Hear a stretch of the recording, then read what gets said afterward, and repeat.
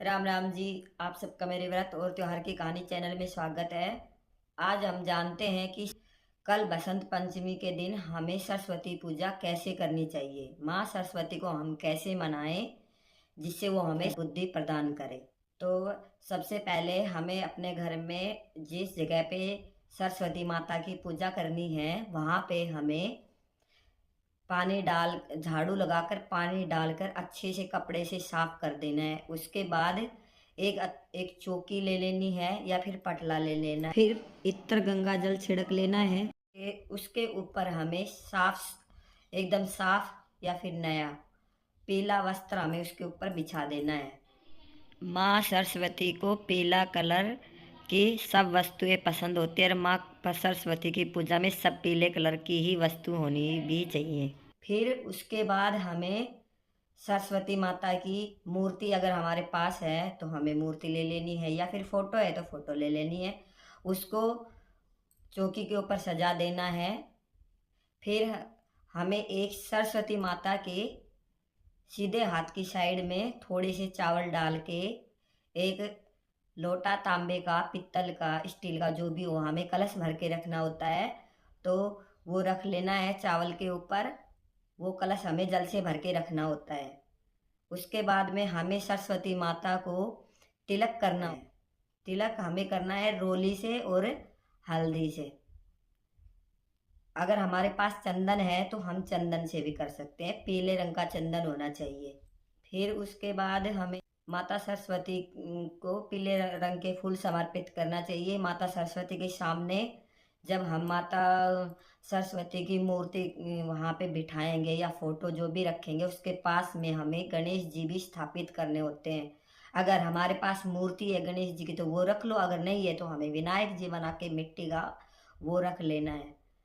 उसके बाद हमें गणेश जी को तो लाल कलर का फूल समर्पित करना और माँ सरस्वती को हमें पीले कलर का फूल समर्पित करना होता है। पीला कर दे, पीला तो जरूरी ही जरूर करना है। और वो सबसे ज़्यादा जरूरी होता है हमें सरसों का फूल चढ़ाना। सरस्वती पूजा के दिन हमें सरस्वती माता की पूजा सरसों के फूल, पीले फूलों से करनी चाहिए। और फिर हमें गेंदे के पीले फूल ले लेने हैं या और कोई वाइट फूल भी हम माँ सरस्वती को साथ में चढ़ा सकते हैं। उसके बाद में 2 पान के पत्ते ले लो, 2 सुपारी ले लो, लौंग, इलायची, ये सब हमें पान के पत्ते पे रख के माँ सरस्वती के सामने समर्पित करना है। फिर हमें माँ की जोत जगानी है, कपूर भी जलाना है। पूजा में जिस चीज़ से हमें ज्ञान प्राप्त होता है वो चीज़ रखनी जरूरी होती है। जैसे कि अगर हमारे पास रामायण है या शिव पुराण है या हमारे बच्चों की बुकें हैं, कोई भी जिससे हमें ज्ञान प्राप्त होता है वो वस्तु माता सरस्वती के सामने हमें रखनी है, उनकी भी पूजा करनी है। मोबाइल से भी हम जो जैसा देखते हैं हमें वैसा मिलता है, तो मोबाइल से भी हमें ज्ञान प्राप्त होता है, तो हमें वो भी रखना है। उन सबको रख के एक साइड में उन सब की भी पूजा करनी है। कलश जब हम बिठाएं तो कलश में हमें 7 आम के पत्ते रख लेने हैं या फिर 7 अशोका के पत्ते रख लेने हैं। उसके बाद हमें उस पर नारियल रखना होता है और कलश में हमें कलावा जरूर बांधना होता है। नारियल में भी, श्रीफल में भी हमें कलावा बांधना होता है। फिर हमें कलश पे स्वस्तिक बना देना है। पहले गणेश जी की तिलक करके पूजा करें, उसके बाद माँ सरस्वती की पूजा करें तिलक करके। गणेश जी की प्रथम पूजा जरूरी है। उसके बाद हम पूजा में माँ सरस्वती को कोई भी पीला रंग का फल हमें समर्पित करना है। बसंत पंचमी के दिन पीले फूल और पीले रंग के फल ही चढ़ाए जाते हैं माँ सरस्वती को। पीले बेर ला के बेर समर्पित कर दें, केले भी रख सकते हैं। हो सके तो नहा धोकर पूजा में हमें भी पीले ही वस्त्र पहनने चाहिए। पूजा होती है माँ सरस्वती के को की मूर्ति हो या फिर जो भी हो, उसको हमें बैठाने से पहले स्नान कराना होता है। अगर हमारे पास मूर्ति है तो पंचामृत से उसको स्नान कराइए।